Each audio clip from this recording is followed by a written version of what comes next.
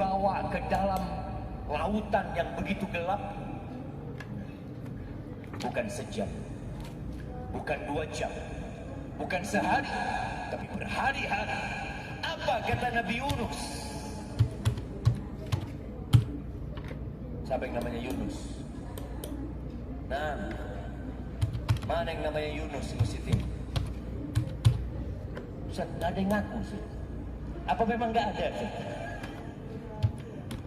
Nah, apa doanya Nabi Yunus? La ilaha illa anta subhanak inni kuntu minal zalimin.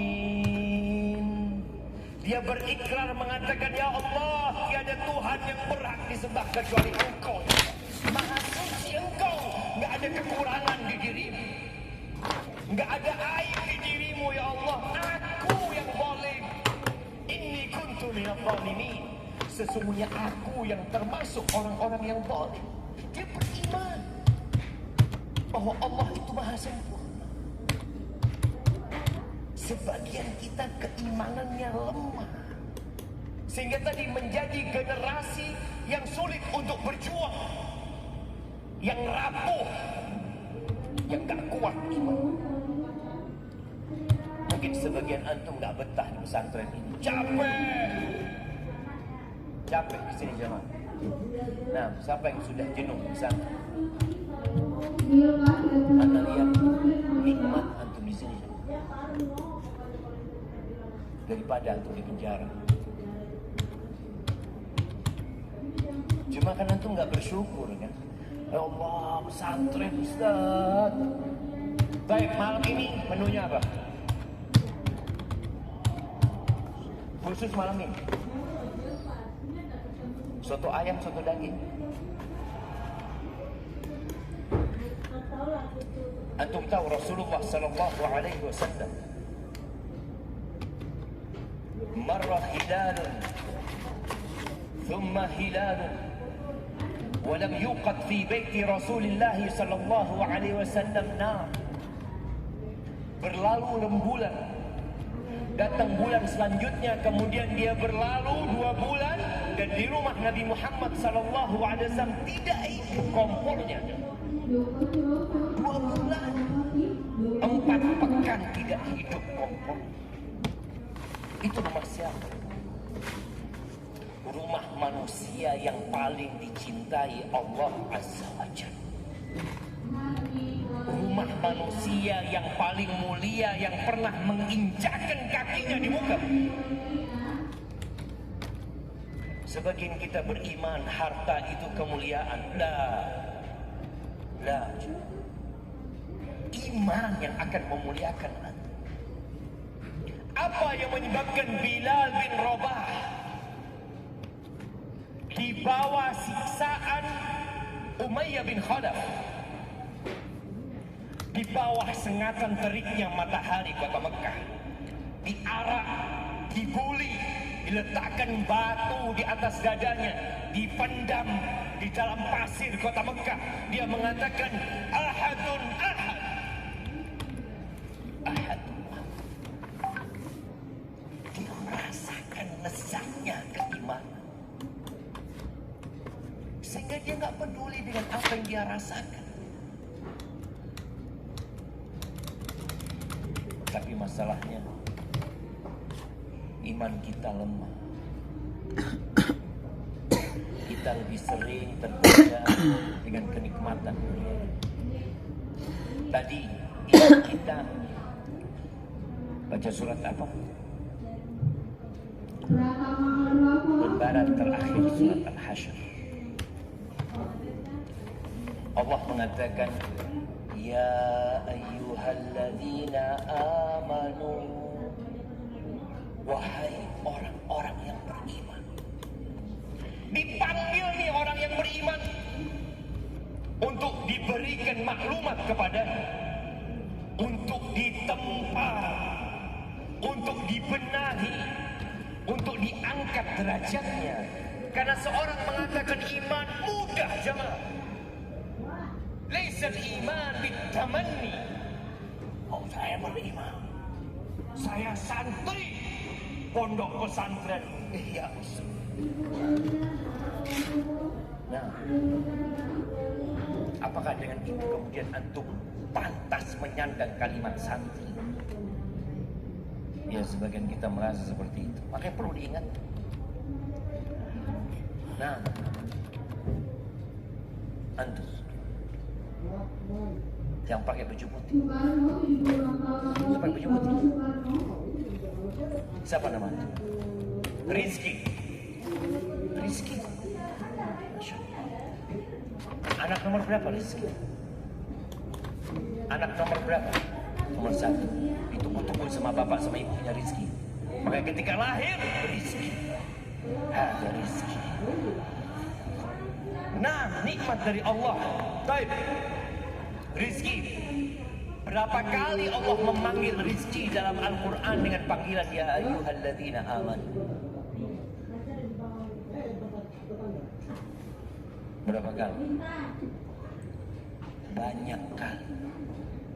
Iya, jawabannya banyak kali. Allah panggil ya ayyuhalladzina amanu kutiba alaikumusiyam kama kutiba alal ladzina min qablikum. Ya ayyuhalladzina amanu, akhir panggilan Allah kepada yang beriman dengan ya ayyuhalladzina amanu tubu ilallahi taubatan nasuha. Bertobatlah kalian. Di surat Al-Hasyr Allah katakan ya ayyuhalladzina amanu taqullah. Wahai orang-orang beriman, bertakwalah kalian kepada Allah. Wal tanzur nafsun ma qaddamat. Hendaklah setiap jiwa melihat apa yang dia perhatikan, apa yang dia siapkan untuk hari esok. Dia memperhatikan apa yang aku persiapkan. Seorang mukmin itu, kalau pinjam istilah orang sekarang, futuristik. Dia berpikir masa depan, bukan masa tua, bukan masa pensiun. Dia memikirkan hari yang satu hari seperti 1000 tahun. Dia memikirkan hari di mana di tempat itu tidak ada toilet. Di tempat itu tidak ada yang namanya rumah sakit. Tidak ada apotik. Tidak ada kesedihan. Lihat bagaimana seorang mukmin. Dia melihat ke depan, ke hari yang tidak ada sedikit pun kesusahan.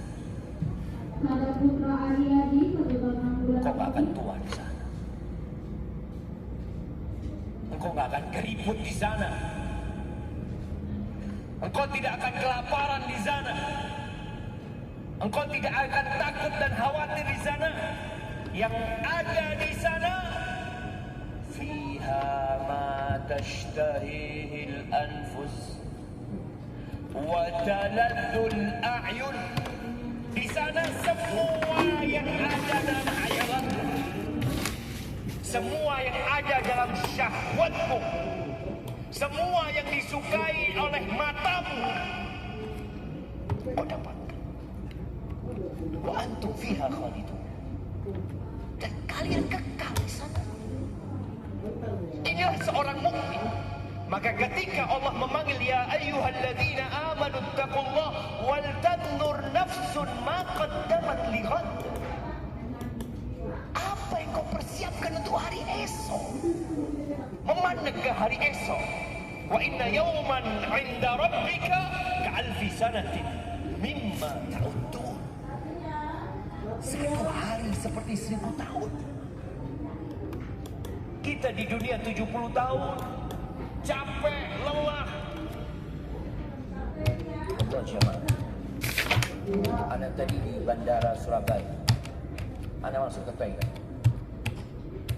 atau di Jakarta, anak lihat ya Allah, harus ketemu toilet lagi.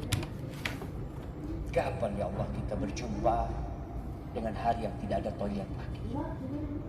Tidak ada lagi. Orang mukmin itu memandang di sana. Takkan kau melihat rumah sakit, kau ingat akan ada nanti suatu masa nggak ada rumah sakit. Tapi apa yang kau sudah persiapkan di sana? Wattaqullah, bertakwalah kalian kepada Allah. Innallaha khabirun bima ta'malun. Allah tuh maha mengetahui dengan detail apa yang kalian kerjakan. Wa la takunu kalladzina nasullah fa ansahum anfusahum. Kalian jangan menjadi orang-orang yang melupakan Allah. Ada banyak hal yang membuat kita lupa dari mengingat Allah. Ya, sekarang dunia ada di tanganmu.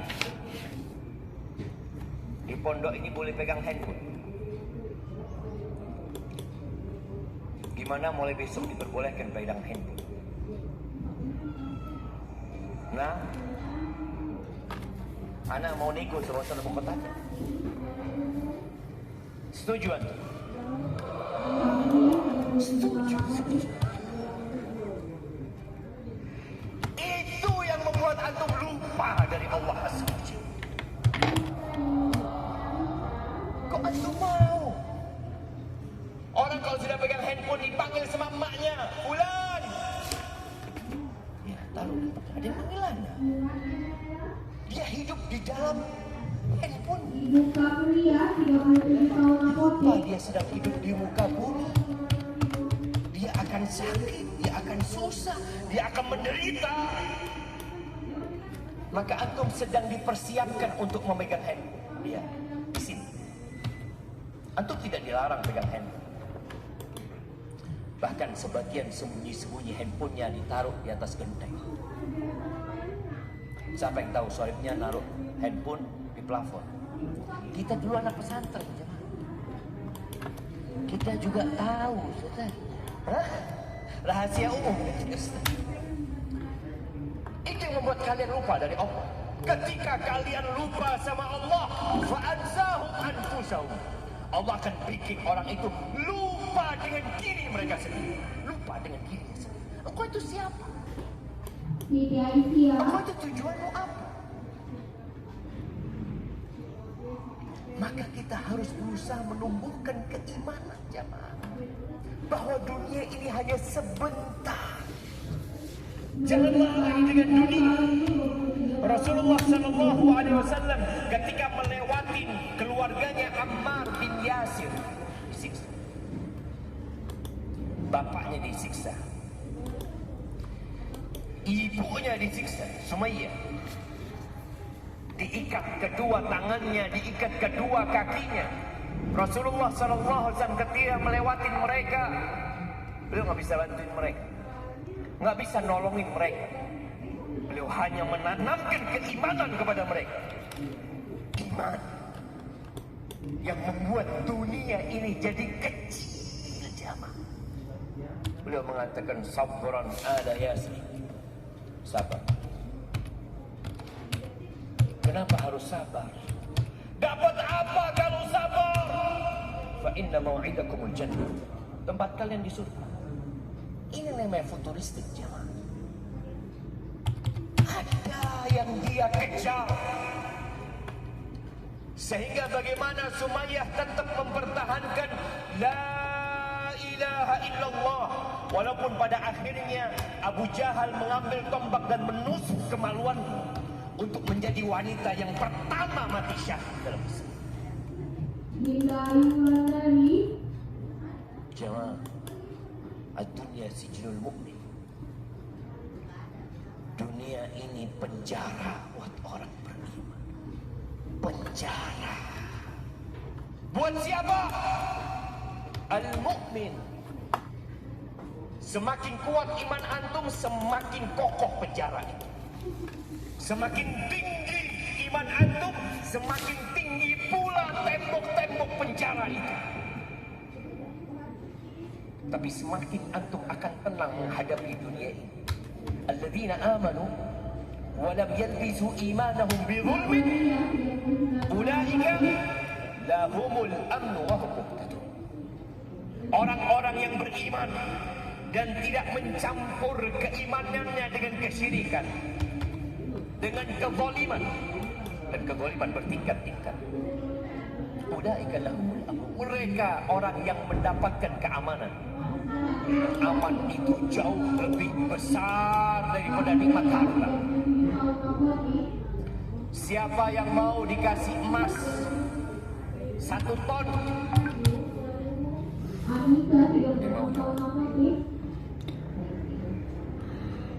Mau dibuat apa? Dikasih emas 1 ton, tapi Indonesia sedang dalam kondisi perang. Antum keluar rumah nggak berani. Antum dengar suara bom, antum dengar suara tembakan. Apa gunanya antum punya uang 1 triliun, tapi perampok sedang mengelilingi rumah antum? Apa gunanya? Nah, yang ada antum siap memberikan semua uang itu. Yang penting antum hidup aman. Kenapa kita melihat ada orang-orang yang minum khamr, sabu-sabu? Berapa harga sabu-sabu? Harga sabu-sabu itu lebih mahal daripada harga emas. Nah, berapa harganya? Nah, siapa yang pernah beli? Jamaah, sabu-sabu itu sekarang berapa sekarang? 1,2 sampai 1,8 1 gram. Emas itu nggak sampai 1 juta. Antum bisa bayar. Kenapa orang rela beli sabu-sabu dan dia tinggalkan emas? Karena dia merasa menderita jiwanya. Dia ingin tenang, dia ingin merasakan kedamaian. Dia siap mengeluarkan itu. Ketika dia tegak sabu-sabu atau dia hidup itu sabu-sabu, dia merasa seperti orang yang paling kuat, yang paling kokoh, yang paling bahagia. Hilang yang namanya pengaruh sabu-sabu, bingung lagi hidupnya, menderita lagi hidupnya, sengsara lagi hidupnya. Al-mu'min la, al-mu'min la. Orang yang beriman dalam kondisi apapun, dilemparkan Nabi Ibrahim ke dalam api. Apa kata Nabi Ibrahim? Hasbunallah wa ni'mal wakil. Cukup Allah. Allah sebaik-baiknya penolong, sebaik-baiknya pelindung. Allah selamat. Bagaimana Hajar, ibunda Nabi Ismail, diletakkan di mana aja? Di Mekah. Pada waktu itu tidak ada satupun manusia yang hidup di Mekah. Pada saat itu tidak ada satupun rumah di Mekah sana. Ditaruh. Nabi Ibrahim alaihissalam membawa Hajar bersama Ismail dari Syam, dari Palestina, dibawa menuju ke Mekah. Sampai di Mekah hanya dikasih 1 wadah kurma dan 1 wadah air. Ditinggal.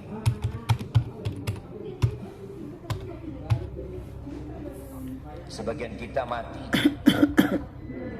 atau orang tua mati nggak meninggalkan harta. Tidak ada warisan yang ditinggalkan.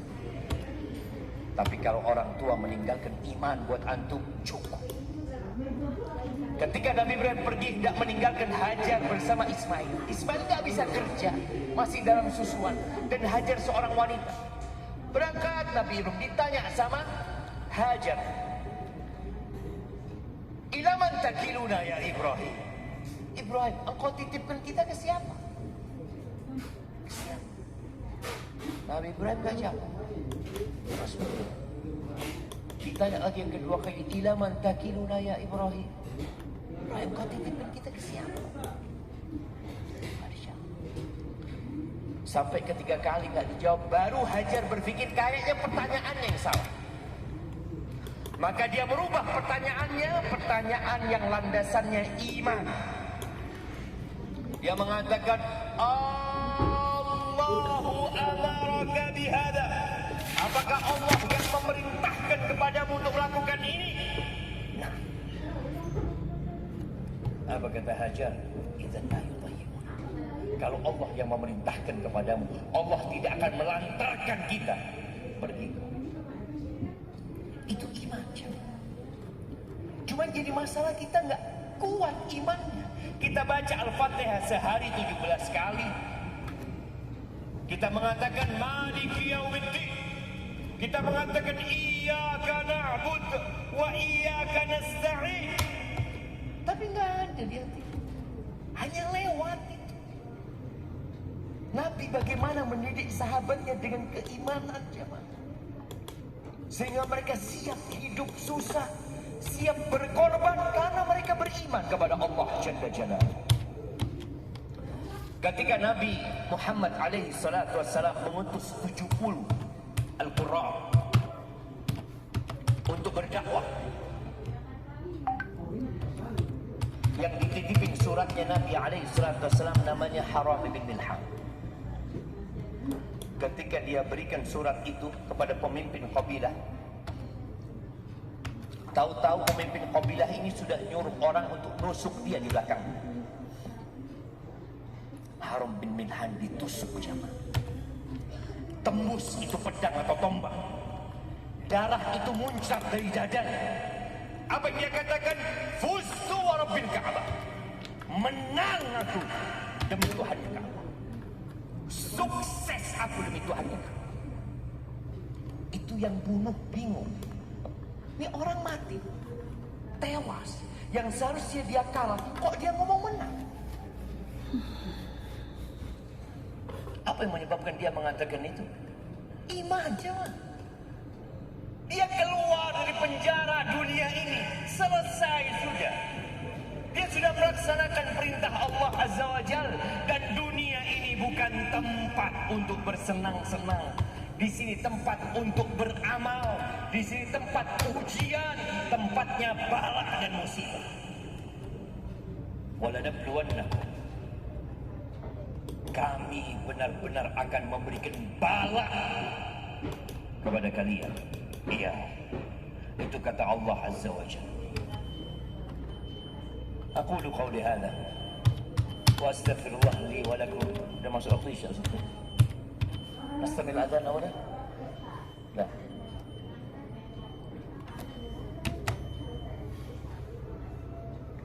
Itu tanda apa, Jom?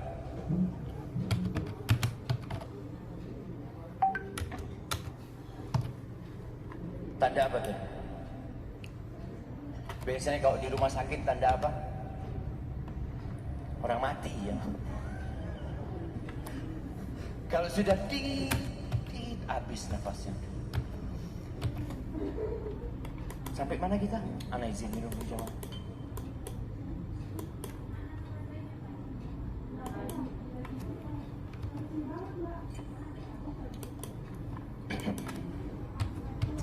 Bagaimana keimanan membuat seseorang siap berkorban. Allah katakan kami benar-benar akan memberikan bala kepada kalian. Bisyai'in minal khawfi wal ju'i wa nafsin minal amwali wal anfusi wal thamarat wa basyiris sabirin. Antum kau udah dikasih tahu, nanti kau dari Jakarta ke Tasik itu akan ada macet karena ada jembatan yang roboh. Ketika antum dapat informasi itu, ketemu macet di depan jembatan roboh, tenang gak antum? Oh ini yang katanya macet di sini katanya. Selesai. Dan Allah kasih tahu kita, kami benar-benar akan memberikan bala kepadamu. Apa bentuk bala itu? Rasa takut. Takut miskin, takut dengan penyakit, takut dengan masa depan. Bagaimana nanti kalau saya lulus dari pesantren, jadi apa saya? Orang beriman tahu, kok jadi apa? Jadi apa kalau lulus pesantren, jemaah? Siapa yang mau jawab? Anak kasih hadiah. Kalau lulus pesantren jadi apa? Apa lulusan pesantren harus jadi ustaz? Enggak. Lulusan pesantren enggak harus jadi ustaz, tapi semua harus berdakwah. Semua harus menyampaikan agama Allah ini. Kuntum khaira ummatin ukhrijat linnas ta'muruna bil ma'ruf wa tanhauna 'anil munkar wa tu'minuna billah.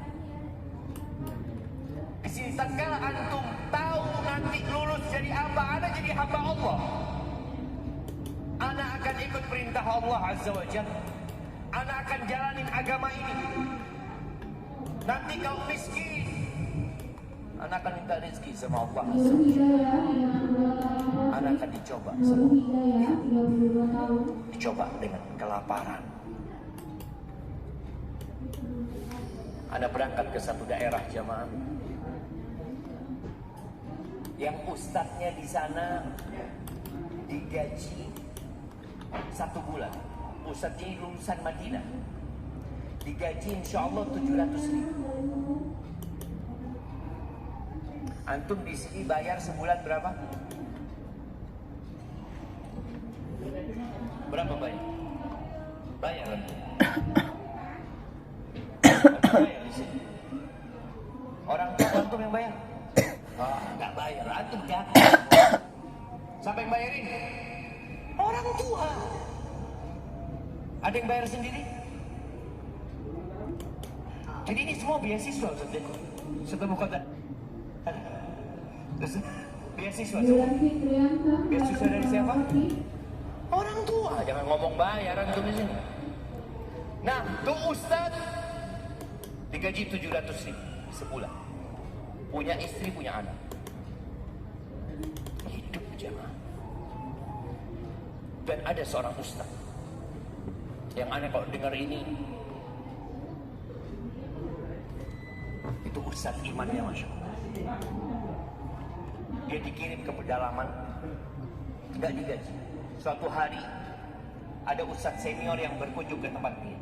Dia sudah sepekan makan daun-daunan.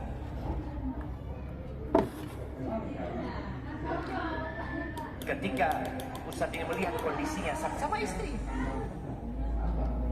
melihat sangat memprihatinkan, ustaz ini menawarkan yang senior, gimana kalau kau pindah? Apa kata ustaz ini?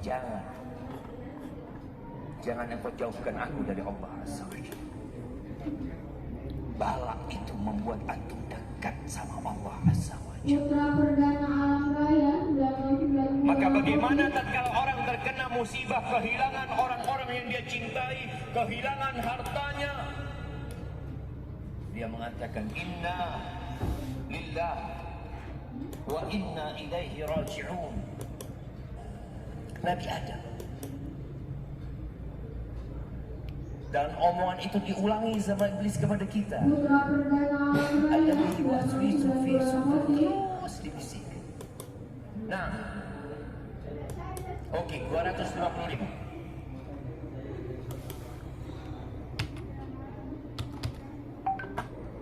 Jemaah.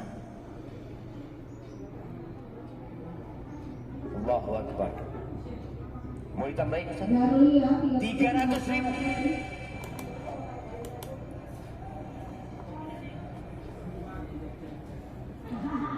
Allahu Akbar. Nah, fadal. Berdiri.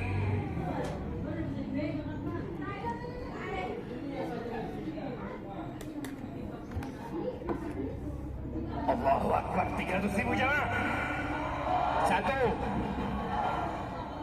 150, 200, maju ke depan aku. 250, 300.000. Masya Allah. Fadal. Dari mana? Dari? Oh, Tasik. Barakallahu fikum. Rencana buat apa ini? Duitnya? Buat tabung. Masya Allah. Ya, kata iblis, hal adulluka ala syajaratil khuldi wa mulkin la yabla. Mau nggak gua kasih tahu? Maukah engkau aku kasih tahu pohon khuldi? Pohon khuldi itu artinya apa? Kekekal. Engkau kalau makan itu akan kekal, akan abadi, kerajaan yang tidak ada habis. Siapa yang nggak mau? Dan kita dibisik-bisikin itu, dibisik-bisikin, engkau tenang, masih panjang umurmu. Kalau mau tobat nanti. Sekarang masih berapa umur? Masih 15 tahun. Manfaatkan, hidup cuma sekali. Manfaatkan buat apa? Untuk kelezatan. Ingat tadi, dunia ini penjara buat orang beriman. Dan terus akan digodai untuk berbuat maksiat.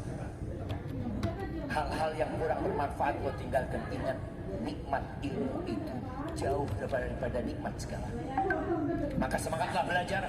Apa saja yang bermanfaat kau lakukan. Berbagi dengan orang lain, membantu kawannya, bukan membuli saudaranya.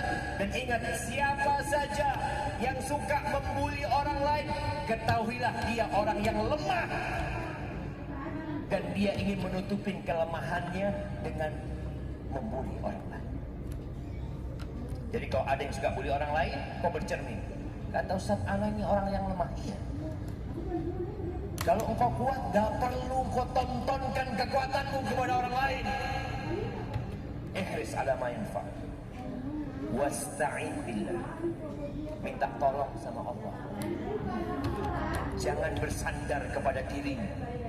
Jangan sok pintar. Jangan sok hebat. Jangan sok suci. Kau perlu minta tolong sama Allah dalam segala hal. Dalam segala hal. Sampai kau betul-betul sandar minta tolong sama Allah. Wala ta'jaz. Dan jangan jadi orang yang lemah. Ada sebagian kita yang suka mengatakan, wallah saya gak mampu Ustaz, gak kuat di pesantren ini, pelajarannya berat. Minta tolong sama Allah. Gak ada yang sulit kalau Allah ingin jadikan mudah. Masalah iman kita lemah. Dan seorang mukmin itu harus benar-benar berusaha aja, bersungguh-sungguh, tidak jadi orang yang lemah. Kadang-kadang dia terkena masalah, aduh gak mampu, gak bisa.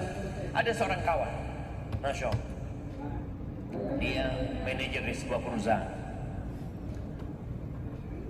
Dia kalau nyuruh anak buahnya melakukan sesuatu, dia ngasih tugas, kerjakan ini dan itu. Kalau anak buahnya mengatakan gak bisa pak, kamu dipecat, selesai. Gak ada ucapan gak bisa. Yang ada, saya akan berusaha. Masya Allah.